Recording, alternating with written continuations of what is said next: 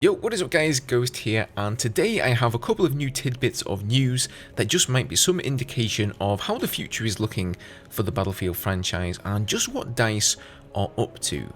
In the background, we've got some air superiority. I do occasionally, like to go back and play a little bit of Battlefield 4, and air superiority is one of my absolute favourite modes that I really hope makes a return one day.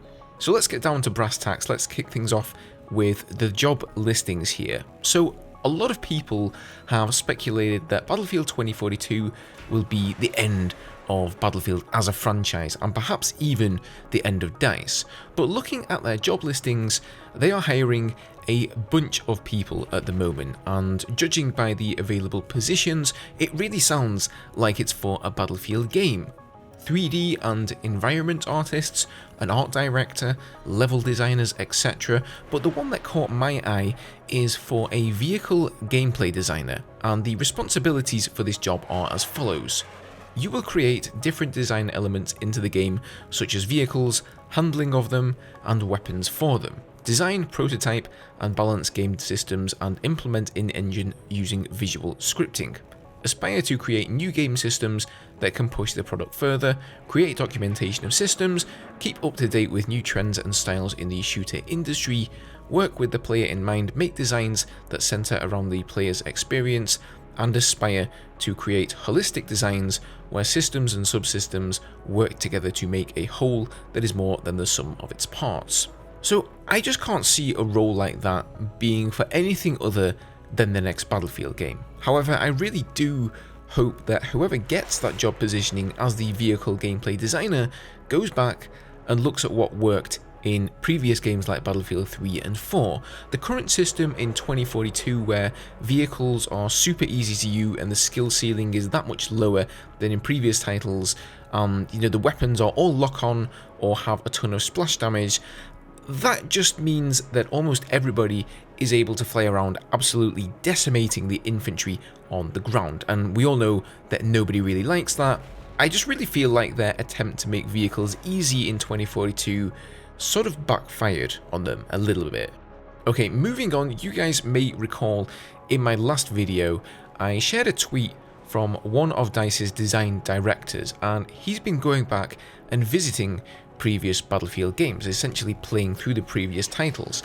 Now, I assumed his purpose was to see what worked, to get some inspiration and inject that back into the Battlefield franchise with whatever new title is coming. And looking at the tweets that he's put out subsequently, that might actually have been pretty much spot on. So here are a few more of Linus's tweets. Today I play Battlefield 3, the game that marks the beginning of a more mature, gritty Battlefield. This one is also very special for me. Next one here, Battlefield 4, Heart. Say no more Linus. I feel you, man. Spent the evening on Paracel Storm and Operation Firestorm.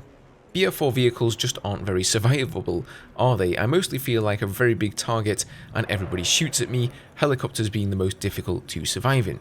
Now, I completely understand why you feel that way, Linus. Vehicles in Battlefield 4 have fairly high skill floors and even higher skill ceilings. You really need to get a good amount of experience in them to understand how to adequately survive.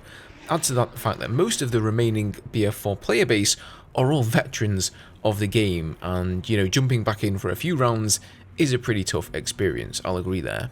Now, Prolosco came in here asking the big questions, obviously very curious about this topic like myself, and he says, "Hey Linus, genuinely curious to know the reason on why you are re-experiencing the older titles. Trying to get an inspiration boost? This is not a sarcastic or a toxic comment, innocent curiosity." And the reply he gets is as follows. "I found myself with some time this week and thought I'd do this proper. Many people, me too, remember how it was. I thought I'd back those memories up with hard experience. Maybe I'll discover something new, who knows, useful and fun at the same time." And then this tweet here really confirms it all for me. "Oh, by the way, feedback on Battlefield 2042 is quite misplaced with me. I don't work on that game. You may direct it to Part Welsh." So Part Welsh is the global community manager for EA.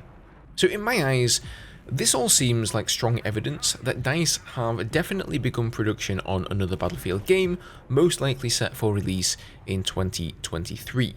Linus just confirmed that he is no longer working on Battlefield 2042, but he is still a design director at DICE. He's been going back and visiting almost every playable Battlefield game from the past, presumably to, like he said, back up his memories with some experience, and DICE are hiring a bunch of new people for their studio. And let's bear in mind, they don't really work on many franchises, right? They've got Battlefield, they've got Battlefront, and they've got Mirror's Edge. And it's probably not Mirror's Edge. And it's got vehicles in it, so it's got to be Battlefront or Battlefield. I'm assuming it's going to be Battlefield. So in my mind, this is good news in an otherwise bad month of Battlefield news. However, let's be clear, I'm not about to go, getting myself hyped up about the next game, even though it does please me that they are likely working on the next title, and hopefully it's going to release in a much better state than Battlefield 2042 did. However, if there is one thing that Battlefield 2042 has taught me, and I would think you guys too, it's that no matter how sick the trailer for that game looks, no matter how many clever marketing gimmicks EA uses, no matter how well the beta plays, we should not, under any circumstances, pre-order that game in any way, shape or form. The proof is in the pudding. Wait until the game is out on Steam, not in the hands of reviewers, because we all saw those disincredulous 9 out of 10 scores that the reviewers gave the product. I don't know if they were bought off or what the hell happened there, but I would say wait until it's on Steam and real people like me and you can rate it, and then we can make our purchase decision. As always, my friends, let me know your thoughts in the comment section below, subscribe for more, and I'll see you guys in the next video. Cheers.